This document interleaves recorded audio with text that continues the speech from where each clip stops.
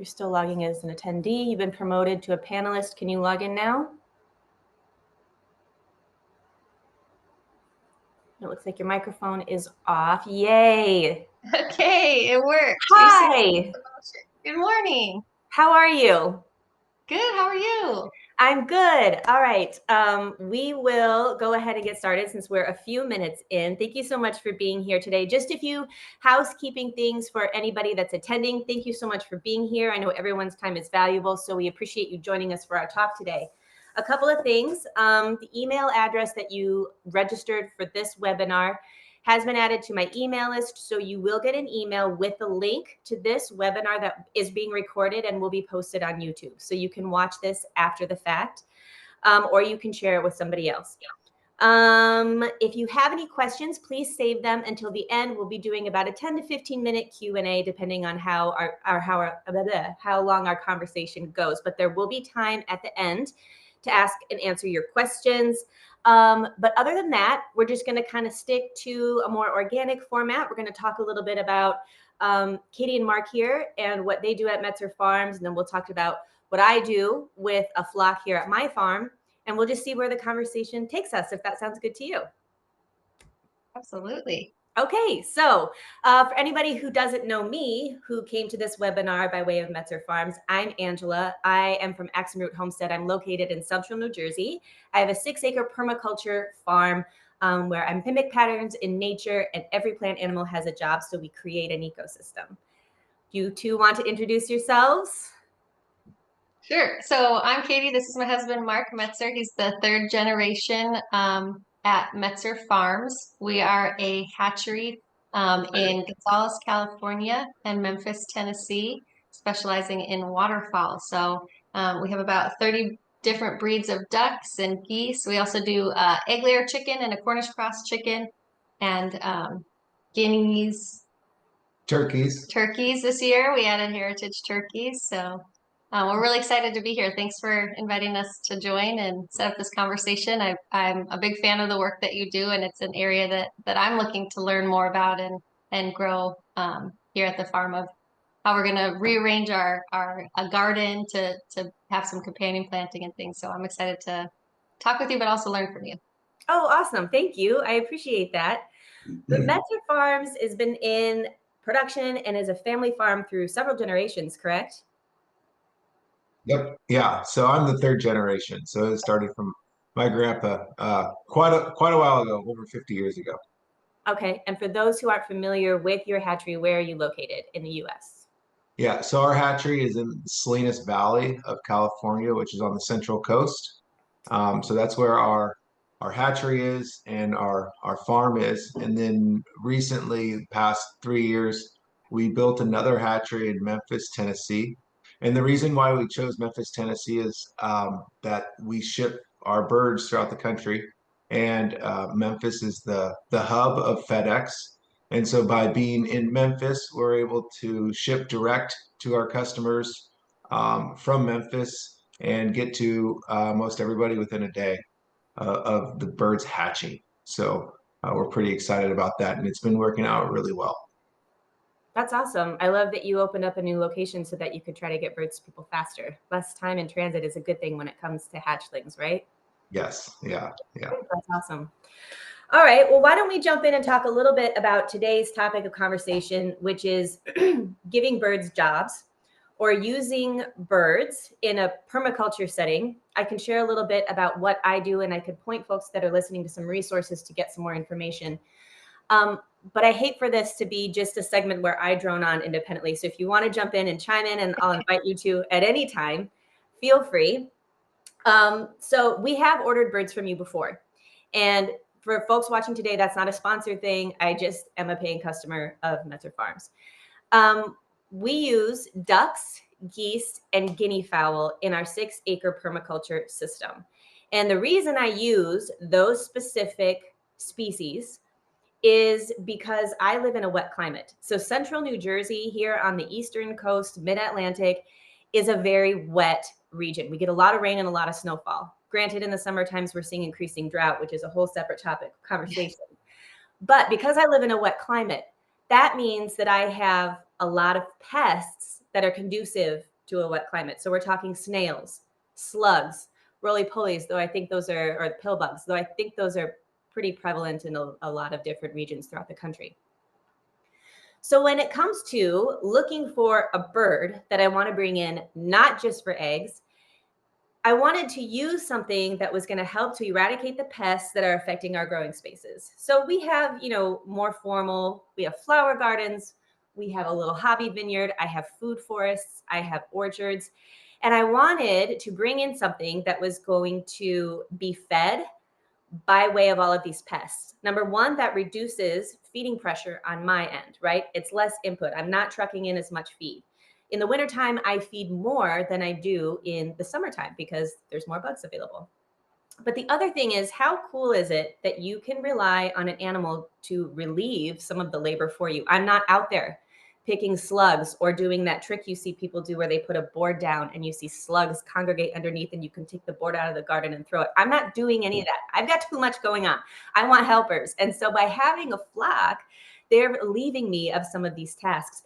But also, as they go through and they forage, and we'll talk about that more in detail in a little bit here, they fertilize with their droppings. And so when it comes to picking out ducks or geese, they are not all equal in terms of the utility that they provide. Okay, so you're going to have to know in advance when you're starting your permaculture farm or your more sustainable system that you want a bird that's going to not only have eggs, maybe meat, maybe you want to collect down feathers because you're interested in making something with them. Maybe foraging is your sole interest. Maybe you want something that's going to be really good for an alarm bell for if there's intruders. Okay, so all of these all of the individual breeds within these species are not equal. And so then we have to start looking about what our priorities are so that we're aligning with the breeds that we should select. So do you want to talk a little bit about birds that might be better layers, for example, when it comes to chickens, ducks, geese, that sort of thing? Sure, yeah. So the three breeds that we have as part of an egg layer assortment that are our best breeds for egg producing are the Khaki Campbell, which is a heritage breed, and the Golden 300 and the White Layer. And both of those breeds were actually developed by John Metzer right here at Metzer Farms, the Golden 300 and the White Layer. And we offer those three all as part of an egg layer assortment for people who maybe know that they want eggs, but they're not specific on what they want the duck to look like, with the White Layer having the white feathers and the Golden 300 being a variety of different kind of brown colors. So I love that because originally when I started getting into homesteading and before I had my thumb really on using birds in a permaculture system, I got the Pekin ducks because I thought they're super cute. They have a good layer count. But one thing is they were going along and foraging, and because I don't process my birds for meat, their hips were starting to have a lot of issues. We saw a lot of limping, a lot of bumblefoot, because they really weren't a breed that was intended to stick around for years and be out foraging. They're a meat bird.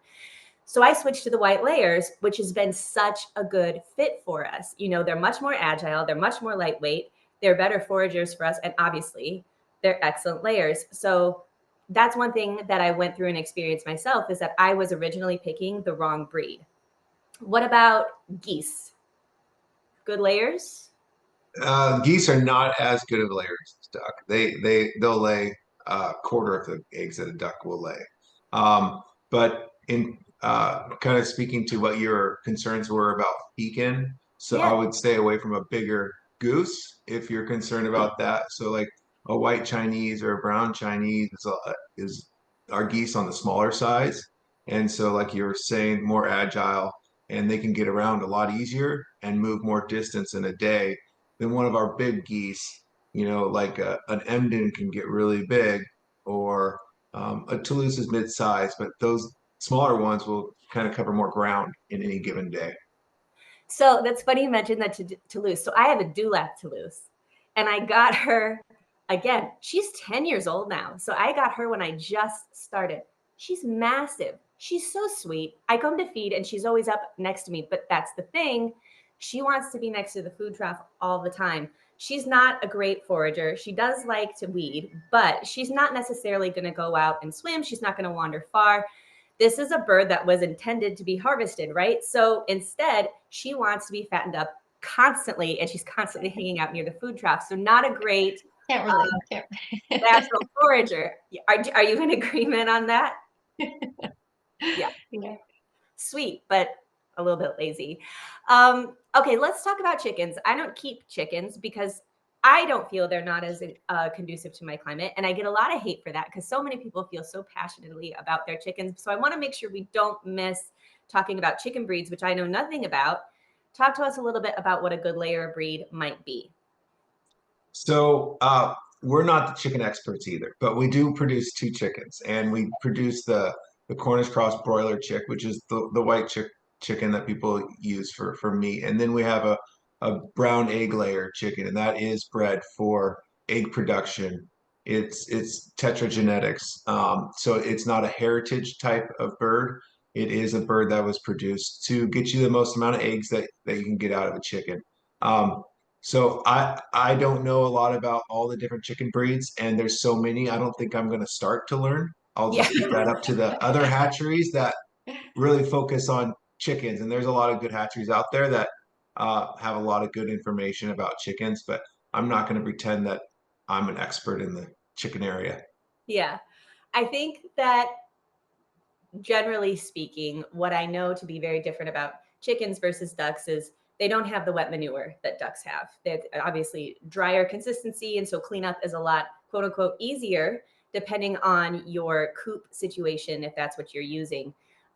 They do forage for insects. Ducks do the same. But again, I would really encourage anyone watching to look at the type of pests that you might want a bird to go after, because that's going to determine not only the species, but like we talked about already, the breed. One thing that geese are very good at, that we use them here on the farm, well, two things, is a lot of people are familiar with the term weeder geese. Weeders are going to be geese that love to forage and graze on grassy vegetation. So while geese aren't completely and totally vegetarians, it does make up the majority of their diet. And they do love, at least in our experience, to go around our fence posts. They help with our pasture spaces, and they're pivotal in our rotational grazing system. So we have our horses that go through and they eat certain forage or chomp down certain portions of a grass blade. And then I have sheep that go through and they eat the different portions of the grass blade that the horses didn't eat. And also they eat weeds that maybe the horses left behind. The flat goes in last, and there's a couple reasons for that. Number one, those geese are going to forage on things that are left. They don't care what it is. In my experience, they're much less picky. They are happy to go through and just kind of eat anything that's green.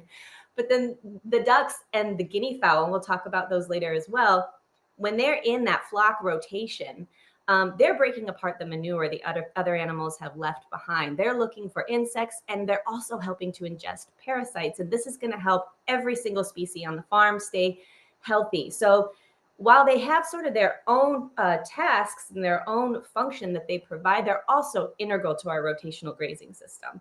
So weeding is huge. Do you have breeds that you recommend in particular for your weeder geese?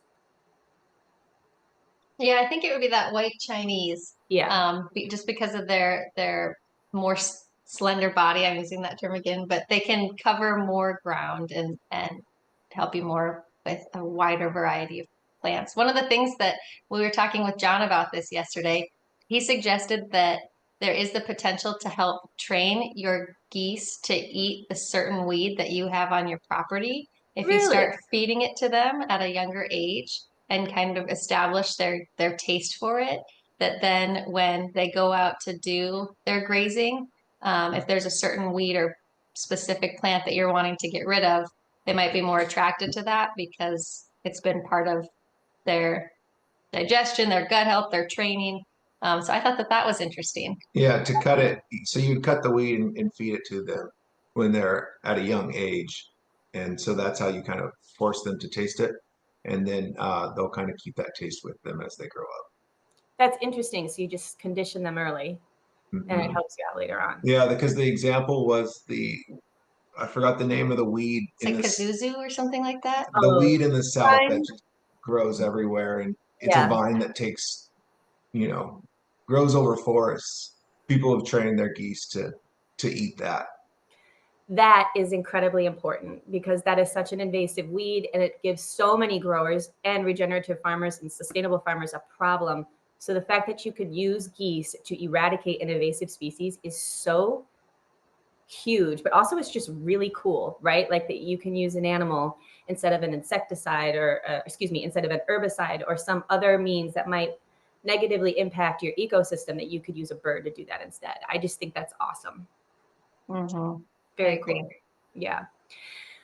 The other thing that we use geese for here on the farm, and you can touch on breeds with this as well, is the alarm call. So many folks for a while, and maybe it still is a trend, thought that guardian geese would solve all your problems when it came to predators, that you would have your flock of ducks and your chickens, you raise your geese alongside, and miraculously all of your predator problems are going to go away. Well, I think one major factor that a lot of people forget to take into account is that geese are not physically able to fend off or fight a coyote or a fox, and to ask them to do such is not fair. They're not livestock guardian dogs.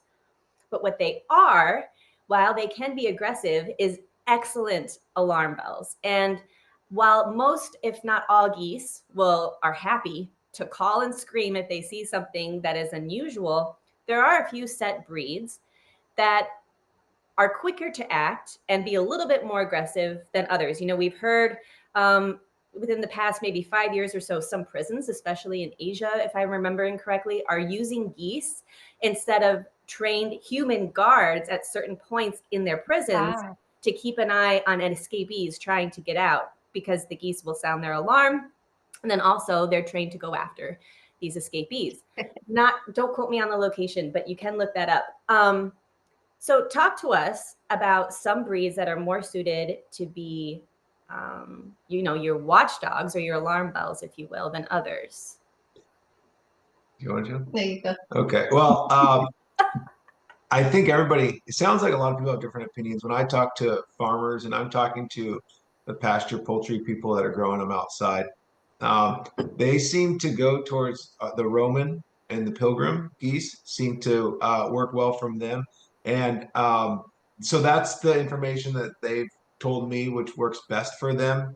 But as you're kind of describing, most geese are pretty vocal, and that's what matters the most. Now they are intimidating too to any animals that might come up, and so a bigger goose is helpful too, to be more intimidating, and even hawks or stuff that flies above that isn't as big as a fox or anything like that.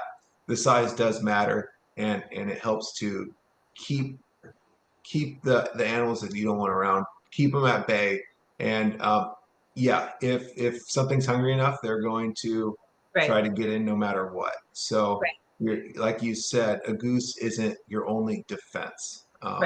They need help. They're your first alert or your first alarm. It's kind of like a burglar alarm. It's going to ring and call the neighbors and all that, but it's not going to physically do anything to the burglar breaking into your house. Right. Or I liken it to like it's your fire alarm, but they're not going to put out the fire. You need the firemen to come put out the fire, right? You need somebody else to actually come intervene. I do want to touch on real quick with regard to quantity of geese. I get a lot of questions when people are trying to bring in geese. And I used to preach, and I admit to it all the time, that I used to think you could only have one pair of geese to your flock of ducks or your flock of chickens. And I had always been told when I started getting into permaculture that if you had more than 2 geese, then they would kind of form their own flock and not really take an interest in whatever you had brought them in to interact with and sound their alarm for. That they would gang up and leave, and they would leave your other birds exposed. Well, I can honestly say, after doing this for as long as I have, I don't think you need to limit yourself to a pair. I do not think one is ever a good idea, because geese need a mate. And if you don't provide them with something of their own species, they're going to try to pair up with a chicken or a duck or whatever is available. And then you end up with a lot of injury. I've seen it with other farmers. I've seen pictures of what they can do. They're just trying to fulfill their innate instinct to mate or bond, right? You need to minimum. Here now, because we breed, we sell eggs. If we have hatchlings that don't get sold, we keep them. We have 14 geese. I can honestly say they do not leave and just completely isolate themselves from my flock. They're always together. Now, sometimes they'll stay on the stream bank while the ducks are in the stream swimming, but that's the farthest apart they get. In fact, they have best friends. I have one Cayuga duck, again, 10 years old, who truly believes she's a goose, and she's accepted into the goose flock. She's never swimming. She's always foraging. She's with the geese. They think she's a goose as well because she truly believes it. So all that to say, I don't think you have to limit your numbers, and more geese, depending on where you live, and obviously city ordinances and neighbors with regards to noise level, I do think more is better than less. If you can manage it, if you have appropriate housing, and if you have a place for them to isolate themselves during breeding season, because that's when things start to get a little tricky. They do need their own space, even if that's just like a nest box. They need a place they can lay their eggs and not have to chase after other flock members, whether that be ducks or chickens or guineas. They need to have their own nesting area. Anything else you want to add about geese before we move on to guinea fowl? I would just say the only thing with numbers that you're going to want to be considerate of when introducing waterfowl to your flock is the male to female ratio. A lot of farm supply stores do sell their ducklings unsexed, which is going to be about a 50-50 male to female ratio. And you actually want about 4 or 5 females, depending on the breed, to 1 male. And so that is one thing that at Metzer Farms, we do sell the ducklings sexed. And the reason for that, like you said, is in the spring for mating, to kind of keep it in a ratio that's going to be safe for the flock. So when you're kind of thinking about if you're new to birds and you're thinking about how you're going to build out your flock, the logic is there with chickens. People are very familiar. They're not going to have 5 hens to 5 roosters, right? Everyone knows that, but it's just some education that it's similar, not as bad, but similar with ducks. You want to be mindful of your ratio. Yeah, good call. Thank you for adding that. Now, did you say you sell guineas? We do, yes. What breeds of guineas do you carry? We have one. Yeah, the pearl guinea. The pearl. Yeah. Okay. So I love and hate the guinea. So this we've had guineas for maybe this is our 3rd or 4th season, and no doubt their call is not going to necessarily be music to your ears. Okay, this is an obnoxious sound for many. Some people like it. That's awesome.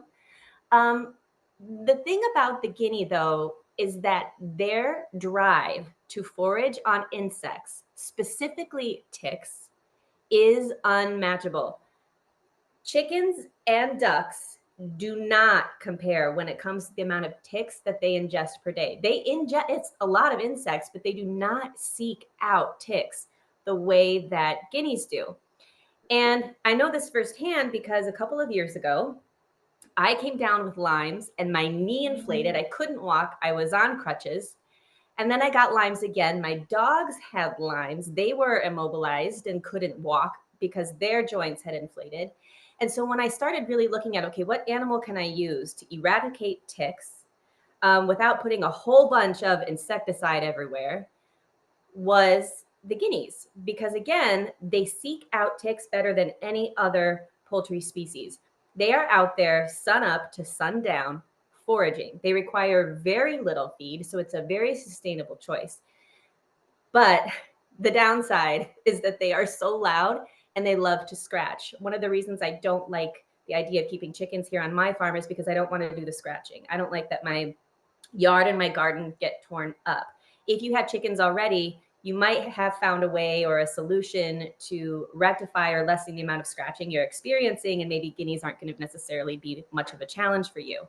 But if you are having waterfowl only on your farm currently and you bring in guineas, just know that they scratch, they do dust bathing, and it can be a hassle. So when I start my garden in the spring, I have to cover every single plant, every single seedling, exposed dirt, raised bed with mesh until plants are well established enough that the guineas have lost interest in looking at this bare patch of dirt and thinking it looks like the perfect dust bath bathing location. So it is a bit of a challenge to make it work, but it did reduce our tick infestation problem. I use lavender guineas because I had researched that they were supposed to be less vocal than other guinea varieties. That being said, because I'm only in my third or fourth season, I haven't really had time to compare them to other breeds. So I can't say whether or not, without a doubt, that's true. But for me, they do still call, though it's not 24/7. It's just when they see something that's abnormal. Do you have anything else you want to add about guinea fowl? Well, my understanding with Guinea is even the pearl Guinea is, yeah, it's when they see something that they alert. If they see somebody driving down the driveway or Yeah. just something that's not normal, they're alerting. So they are kind of a good, you could say a good alarm system too, but not so much with your chicken or duck flock, walking around with them. They're more of a broad scope They are. alarm system.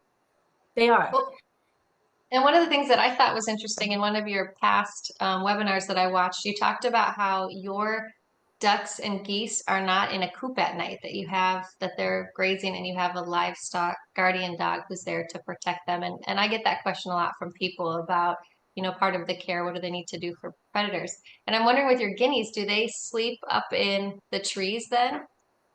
Yeah, so that's a good question. So I guess for those who might not know me or have followed me and are just meeting me, no, we don't use a coop.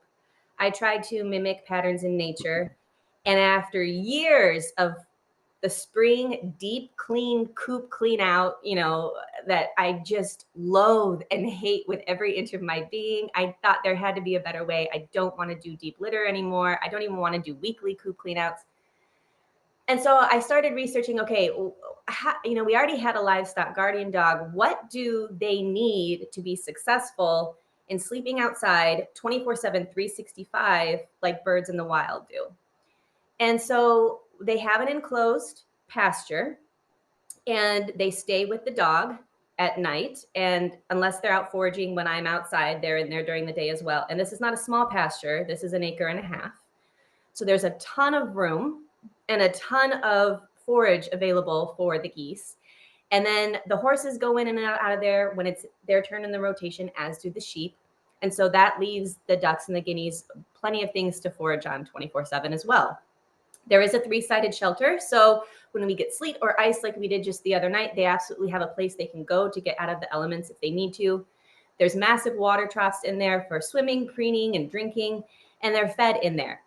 So that is how we keep our birds safe, and I keep litter and the horrible task of cleaning it out of my life. So when I brought in the guineas, I did not want to go back to any sort of a coop situation. So I thought, how am I going to train these birds to want to stay near the livestock guardian dog at night? So what I did is I built a guinea tractor. Much like a chicken tractor you hear about, I built a mobile coop on wheels where I took out the bottom so that the birds could peck at the insects. And I did several passes around my entire 6 acres when they were young. I would just move it a couple of times a day. The guineas would go through and start eradicating the ticks. And that was how I trained them to stay local so that they knew where our property lines were. But the other thing is, anytime that I wanted to close them in at night, I would move the guinea tractor back into the actual pasture where the livestock guardian dog is. And so at nighttime, I would just pull it with my, little 4-wheeler, pull them back in, and they would roost on the bars that were in the guinea tractor. I did that for 6 months. After 6 months, I left the guinea tractor door open, and they would kind of go in there. They had already learned our property boundary at this time because there were several passes with the guinea tractor. And they would sleep in there at first at night, but then they started going in the trees right above the flock. And that has been essential to their safety because we do have owls. We attract birds of prey as part of our permaculture system. We're trying to invite nature in, but we depend on the dogs to communicate where they can and can't go. So they roost over the flock at night. The dog keeps them safe. His presence there is much needed and works wonderfully. But yeah, that's how we keep our birds outside. And they're happier for it. Honestly, they're not waiting on me to open up a coop and let them out at all, and they're perfectly safe. So that was really long-winded. Yeah. For anybody No, who didn't, that's what we're doing. great. Yeah, they're That's happy. great. Plus, breeding season, it should be starting anytime now. I'm waiting to find eggs. And when you have a big pasture space like that for them to go into, there's no competition for space. There's no competition for privacy. They have their little area.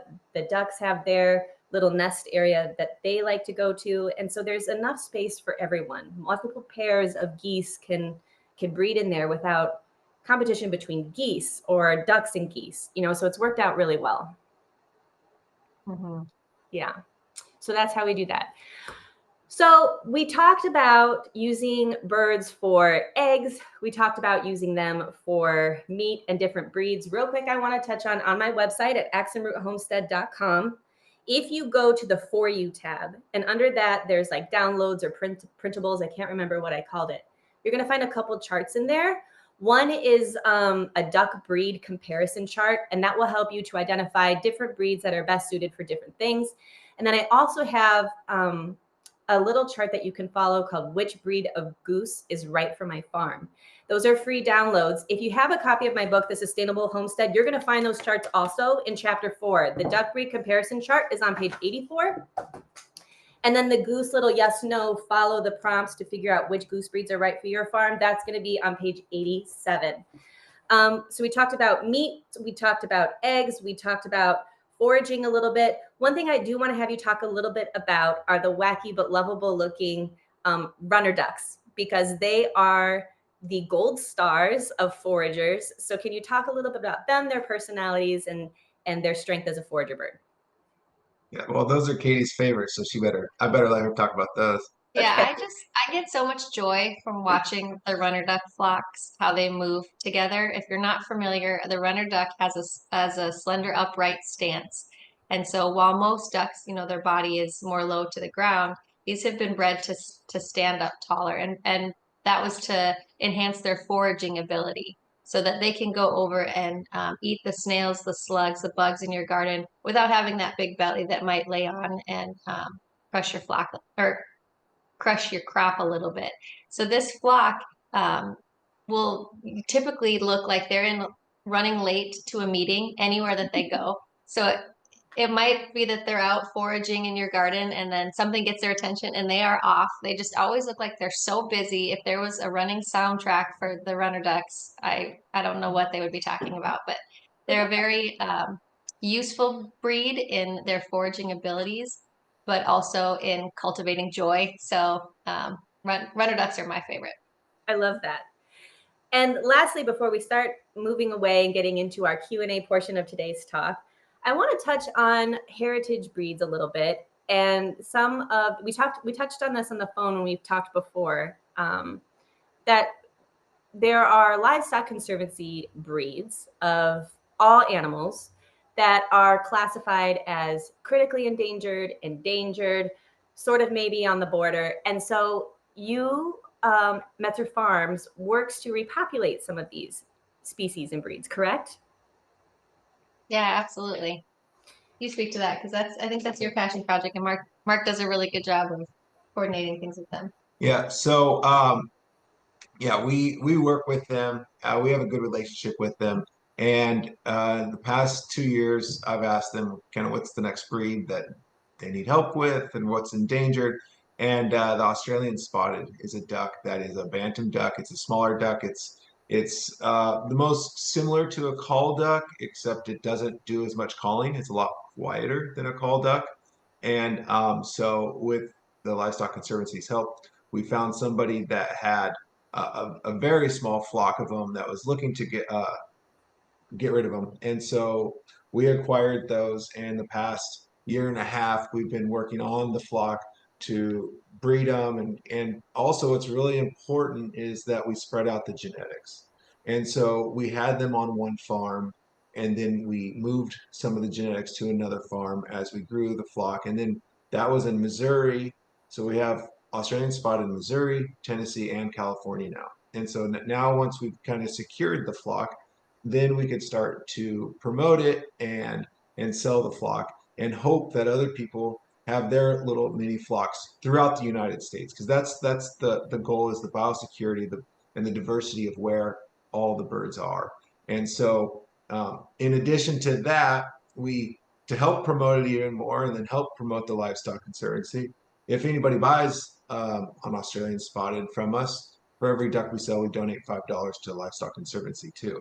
And Oh, that's just awesome. to help support them and help their cause, whether it's poultry or cattle or sheep or anything. They've got their fingers in all of it, and they're doing really good work. They go around to different conferences, they talk about it, and they were actually the ones that helped us get our heritage turkey breeds. And these are people say heritage for the turkey breeds. They're standard bred.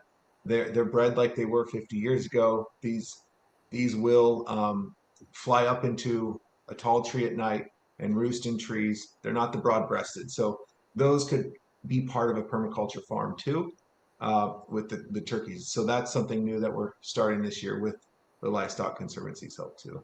Can you talk a little bit more about adding turkeys and what function they might provide for anyone interested? Yeah, so these turkeys came from Frank Reese's genetics, or his work on genetics. And Frank Reese is an all-star turkey man. He judges throughout the country. He follows the standards, and so and he's a wealth of knowledge. And his goal is to make sure these genetics last lifetimes. And that's his whole goal, is to spread out the genetics. So we were lucky enough to talk to him, and he said, please help me spread these genetics, similar to what we did to Australian spotted. And so people use these turkeys. These turkeys can be used for meat, and that was the main purpose that these turkeys are used for now. Again, they're not the broad-breasted. They're going to be the smaller turkey that people were putting on their dinner table 50, 60 years ago. But they can, they're athletic. They could Huh. um, eat the bugs, move around your property, roam acres on a day. And then, to protect themselves, they could fly up 20, 25 feet into a tree and roost there too. And they And have what good egg production too, because they're not an overweight turkey. And typically for any bird, the more weight it gains, the less the egg production, the less fertility. So these are turkeys that are gonna lay their eggs, they're gonna mate naturally, and they could hatch their own eggs. Can you repeat the name of that breed you were just talking about? Well, Frank Reese is Farmer. the farmer, but we Okay. have Narragansett, blue slate, black, bronze, and we're going to be getting several other breeds, but those are very small quantities, and we're going to do the same as we did Australian spotted. Let's work on getting more of them, spread the diversity to different farms, and then we could hope to start selling them. Marc, can I put in a request for the repopulation project for cotton patch geese? Yes, you can put it on request. We will. Yeah, we're always looking to help with that stuff. And the cotton patch was originally a utility goose, and Yes. so yeah, I think there's opportunity with that, and we'd be happy to put that on the list of next breeds to help with. Thank you. So for anyone unfamiliar, real quick, I know we're just jumping back to geese real quick, but the cotton patch goose is like one of the original small farm goose breeds, and they are not prevalent anymore. And one of the things that's really cool about them is they're visually sexed. So the male looks different than the female. You can tell that by their feathering. The males are white and the females are gray. I got a pair a couple of years ago, and I enjoy them so much. So we use them for eggs. I have hatched some out. They are excellent weeders. They're so good at foraging, and they probably aren't the strongest alarm if you compare them to other breeds, but they still call if they see something unusual. They're not as aggressive as like an Emden, for example, or even obviously a Chinese or a Roman. But I love them, and I want to repopulate them, and I can't do it myself, right, with just one pair. So that would be an incestuous mess. So if you are looking for a breed, I'm putting in a request for the cotton patch, please. Okay. He does take requests. Yeah. Okay, perfect. All right. I've awesome. worn him down on a few breeds over the years. Okay. Well, I will happily buy some and bring them to the farm as well.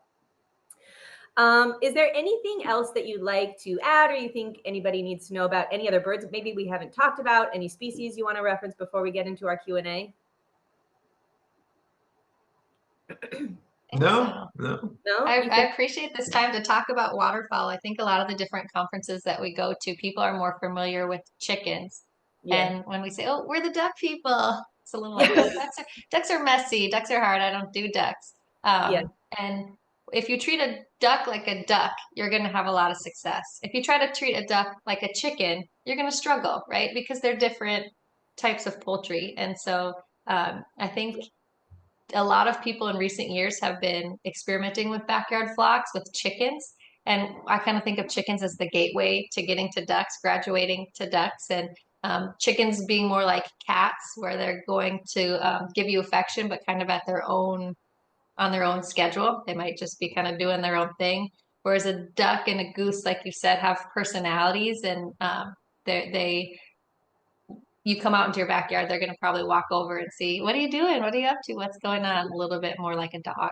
And so I'm hopeful that as more people start talking about waterfowl and learning about waterfowl, that they start to experience some of the joys that come with keeping ducks and geese. Yeah, and I think on that note, maybe a reason some folks are deterred is because they don't have ponds or streams. We have a pond and a stream, but with going through all the avian flu stuff right now, we've reduced exposure to that greatly. And they have pools, they have troughs. And so they're just as happy to swim in a pool this big. Oh, believe me, if it rains and there's a puddle, they want nothing to do with a pond or a stream. They want the puddle that's this big because they want to root around with their bills and look for insects. They don't need a great expanse of water. They just need some water where they can obviously dunk their full face, flush out their eyes, flush out their nares or their nostrils and their beaks, and that they can preen in. Some breeds are going to be more enthusiastic about bathing and preening than others. The Sebastopol will spend hours in the water bathing itself, fluffing its feathers. Those are a bit more of a diva in comparison to something like my cotton patch, who just want to get in, swim around, have a good time, and then they're done and they're off to forage. So again, look at that chart, look up information, do your research. Let's open up the Q&A, and then right at the end, we'll announce our giveaway winner. Does that sound good for the permaculture flock? That's great. Okay, so on the bottom of your Zoom panel, friends, you're going to see a chat icon. If you open up the chat icon, you're going to have the ability to ask us questions. If you have any, just type it. It's just like an online chat if you're unfamiliar, and then we'll answer what we can. Feel free to type away. And if we don't have any, then we'll just get right into our giveaway winner. So I'll give everybody a few minutes to type their questions.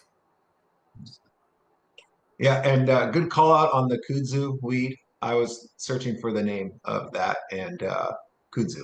Yeah, Kudzu vine. Yeah, that's how I pronounce it. We don't have it in California, or I've never seen it in California. But now that we live in Tennessee and driving around Tennessee, or we see it all over the place in Mississippi. And yeah, we got to get the geese to eat that. So we have a vine here that's starting to take over. It's new, and I haven't identified it yet. I suspect that's probably what it is, as plants and things are starting to work their way northward.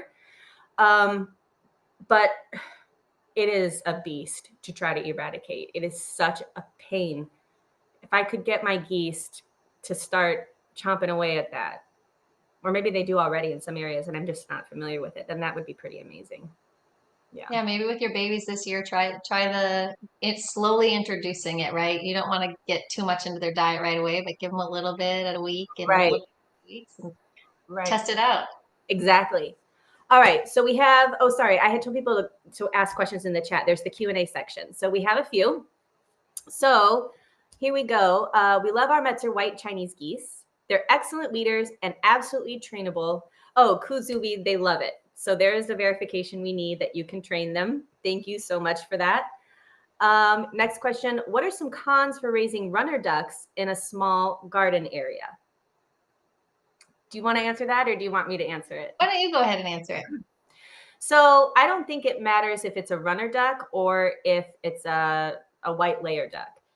If you are going to have birds raised in your garden, number one, you're going to need to dedicate a portion of your garden space to shelter. And you're going to have to secure your garden fencing more than you might not otherwise, because you're going to need to predator proof it. Whereas if you had a garden, you could probably get away with, depending on what's in your area, just a regular typical fence, maybe deer fencing, but those slats are still going to be big enough for predators to get through and at your birds. So you're going to have to think about shelter and predator proofing. The other thing is you're going to have water, some sort of trough or pool system in the garden. So that's going to eat up more real estate, but also they splash and that water is going to run outwards. That's going to create, just by the way water interacts with the soil and the traffic of their feet, a muddy mess around that pool. So you're now going to start degrading some of your soil a bit. My recommendation would be to house your birds adjacent to your garden. For example, we have that pasture I mentioned where we keep our flock right next door to our garden, and all I do is open a gate and they can go right in. So maybe you have a coop that's attached in some way to your garden space. You only then have to predator proof one side that's adjacent to the ducks, and then just have a little door that your birds can go in and out of. That would be my recommendation. Know that you want to wait until your plants are well established, because young tender seedlings are not going to be a match for webbed feet of any kind. They're going to get trampled. So make sure that you wait until your flock won't trample your tender plants. And also regulate time. If my birds had totally just free range access to my garden, then they would probably mow it down in no time. Make sure you understand how quickly your flock is going to take care of weeds or go through slugs and snails. A bigger flock should not have as much time in the garden as just a couple of birds. So you're going to have to kind of experiment with that a little bit. Do you have anything you want to add before we go to the next question? Okay. All right. Can Toulouse geese share an enclosure with 5 goats? Well, that short answer is yes. We've raised geese on pasture with sheep, so I'm not as familiar with goats, but if they're similar to sheep, we've done it with large flocks of geese and a small herd of sheep, and it's been fine. But with anything, when you're introducing a new animal into a group, just keep an eye on it. And you could introduce it slowly over several days. But I think the most important thing is to watch the way they interact. Again, my experience is with sheep, not goats. So I don't know if there's a difference with that. Okay. Next question. Can adult guineas be trained to stay within a large pasture with a guinea tractor? I think so. I think it's all about conditioning, right? So my geese were well into, or excuse me, my guineas were well into adulthood when they learned where I keep the bird food and would start following me there and waiting for me to feed them at feeding time. So it's all about conditioning. I think that if you want to keep them in a guinea tractor as an adult, you're just going to have to commit to that for several months. Feed them in there. That's their happy place. Put roosting bars in there, obviously a watering system, and make sure you move it so they have the space and the real estate to do guinea things, scratching, foraging, that sort of thing. And move it frequently if you don't want their little talons to scratch up your soil or your forage or whatever they're going through. Okay. Best way to introduce geese to a chicken flock. Should they be raised together since a young age? Do you want to answer that one?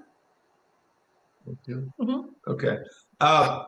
Yeah, at a younger age is always better. I think, and as I said with the sheep, keep an eye on the introduction. And that for the geese versus with the chickens, it's even more, far more so keeping an eye on them. Introduce them, put them in for maybe an hour a day, a couple hours a day until they get used to each other.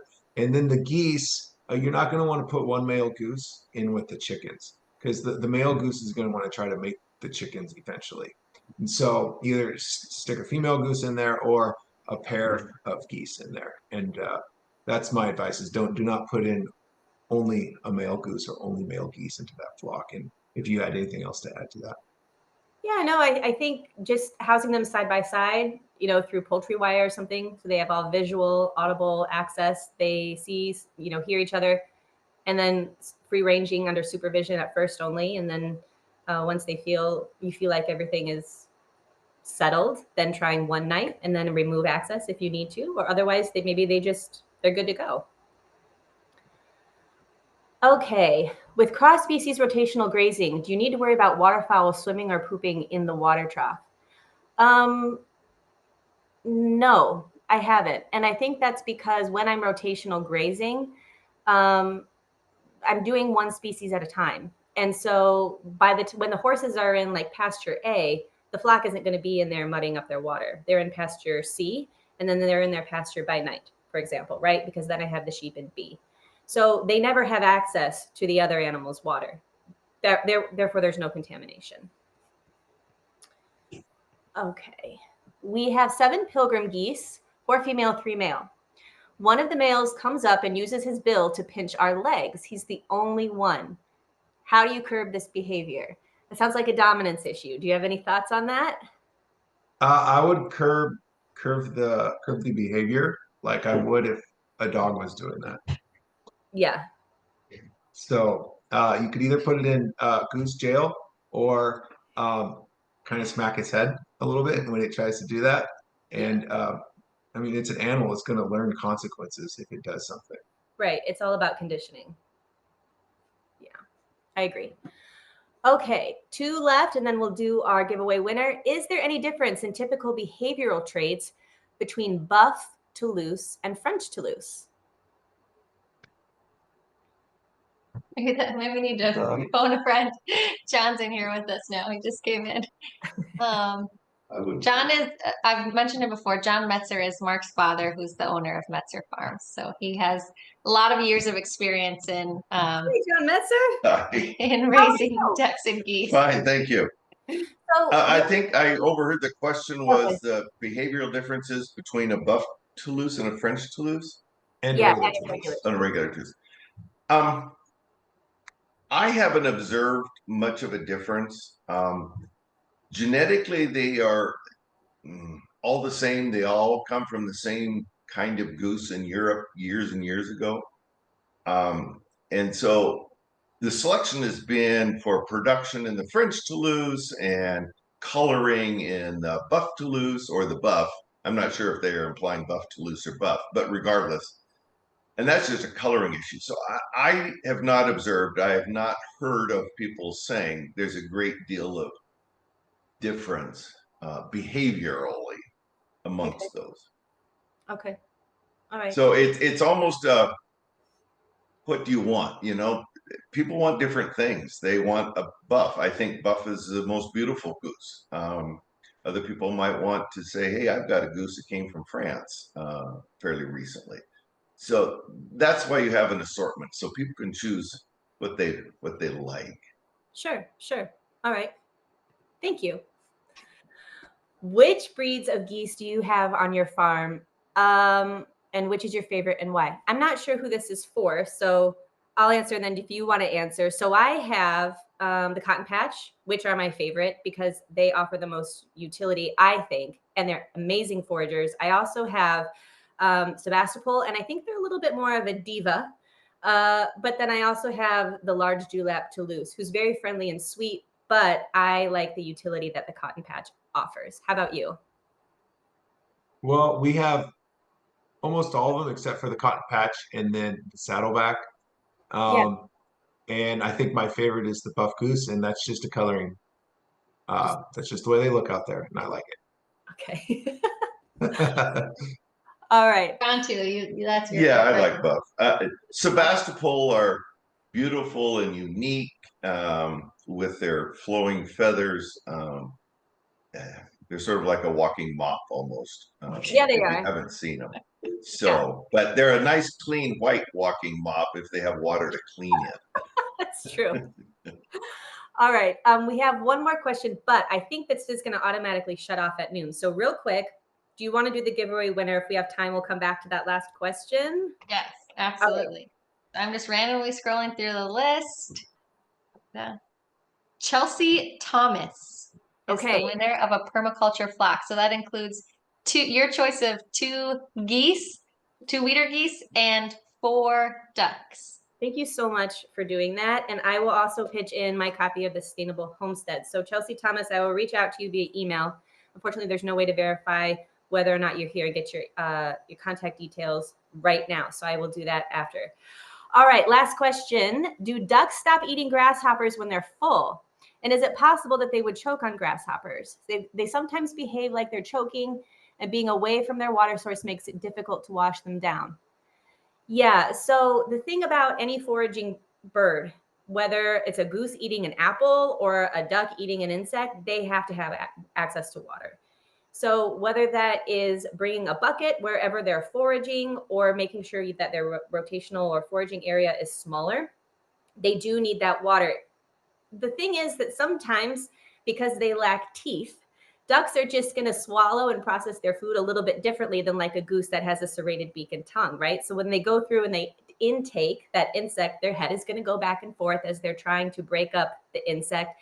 And you might see them put their head like this as they're chewing and trying to swallow that and get that into their belly. But that being said, they are going to need water. If they feel like they can't get that down, they need access to water to actually finish the swallowing process. Do you have anything else you want to add to that? Just, you're right. It's just that we chew things up before we swallow. Yeah. Ducks and geese pretty much just swallow it whole. And that causes difficulties if it's a big mouthful. So yeah, exactly. But you were correct. In about 10 years, I've had a lot of birds, and only once did I ever have a bird choke that I could not help it. And that was a goose, and it was just going through the orchard and it swallowed an apple that it didn't tear up enough.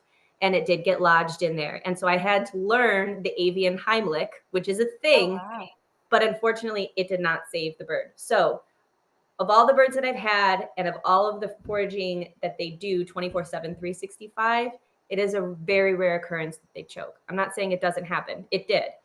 But learn that avian Heimlich if you're concerned. There's a lot of info online about that. All right. So with all that said, I think we've answered all of our questions. We did our giveaway. Is there anything else that you want to add before we close out today? No, but you're very wise in just having waterfowl or having waterfowl as your primary bird. There's a lot of people out there with chickens, and we just ask them, well, when are you going to graduate up to waterfowl? Well, I'm located in central New Jersey, right? And so we have wet climate. I was saying at the beginning of our talk, we have snails, we have slugs, we have all the forage and the insects that waterfowl needs. Plus, I don't want to clip wings, try to keep chickens out of my garden and growing spaces. I just don't want any of that. So we just have the waterfowl. They're more hardy and conducive to our winters. They live their entire life outdoors with our livestock guardian dog. And that's just what works best for our system that we have. I don't think that I would feel comfortable bringing a chicken in to our farm setup. It just wouldn't be as compatible, I don't think. Yeah. And go ahead, Katy. I was going to just say, and Metzer Farms actually got its roots in permaculture in that John's father, Olin, was a school teacher and would keep ducks to eat the snails and slugs that harbored a parasite for his sheep. And he liked to garden, so he had a system where, like you said, everyone was serving a purpose. Yes. And moving down to California, he brought his ducks with him and his sheep, and of course gardened here. And then John started Metzer Farms. I love that. We just got our sheep parasite counts 2 weeks ago. We run them manually. And between the horses, the sheep, and the birds, and keeping that circuit going, and of course, giving the time pasture to rest, because that's just as important, our numbers are literally 0. The parasite count came back 0. The horses, it's 0. We don't have parasites here. And I'm not deworming. There is no catch to it. It's just nature's design. There has to be multiple species, just like there are in forests and woodlands. You have to have multiple species coming through, different herds at different times, and giving the land time to rest. That's just how nature is and what was intended. And it works. The birds are integral to it. Different species are integral to it, but it works. I can attest to that fully. Yes. Well, we need more people like you educating and sharing your knowledge and sharing your resources, because there's a lot to learn about how we can better care for the earth and the animals and the plants. And and ourselves. A lot of these practices that you're helping to educate about are things that are really going to benefit everybody. So thank you for taking the time to talk with us and to share your knowledge. And thank you, John, for being our celebrity guest today. Yeah. You walked in at just the right time. Yeah, it's a great surprise at the end. All right. So thank you so much to everyone who attended. We appreciate your time. Of course, thank you, all three of you, for being here. We appreciate you and value what you're doing. And then just a reminder to anyone attending today, this link of this recorded webinar, it'll be recorded, or excuse me, it'll be uploaded to YouTube, and I will send the link so you can watch the whole talk later or share it with a friend. And you can also ask questions if you didn't get yours asked and answered today. Put it in the comments on the YouTube video and we'll do our best to answer it. Or if I don't know something, I'll ask Katy and Marc, or maybe even John, and we'll get your questions answered. So thank you to everyone for being here. I hope you have such a good weekend. Thank you. Thank you. Bye. Thank you so much. All right.